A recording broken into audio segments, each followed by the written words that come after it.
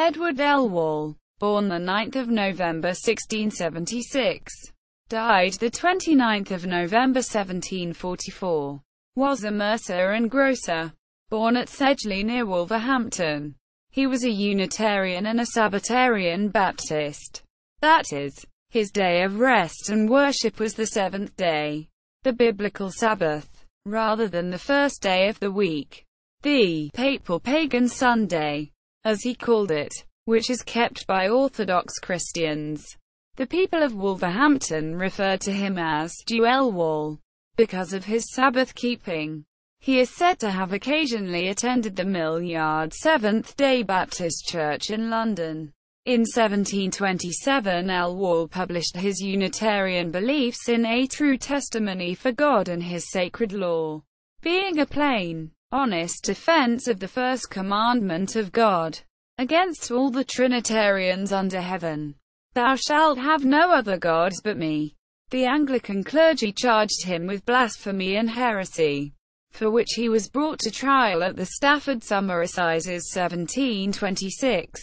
The judge appears to have sought a means to acquit Elwall, because, at the start of the trial the judge, unusually, raised the legal technicality of whether or not Elwall had been provided with a copy of the indictment. He hadn't. The judge asked Elwall if he wanted the case postponed until the next assizes, but Elwall took the hint and declined.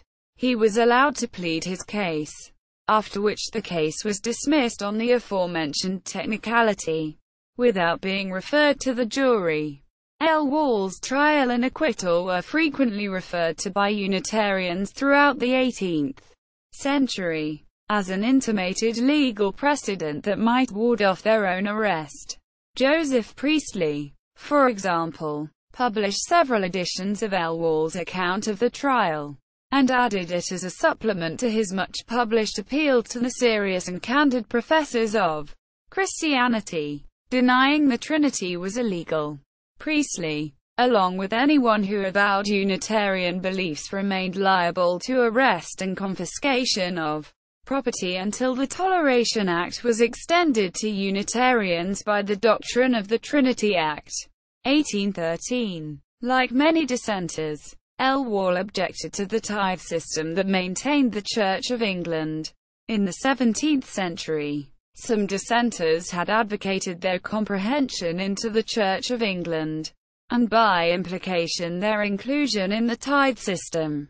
Others, like the Quakers, simply refused to pay tithes, and went to prison for it.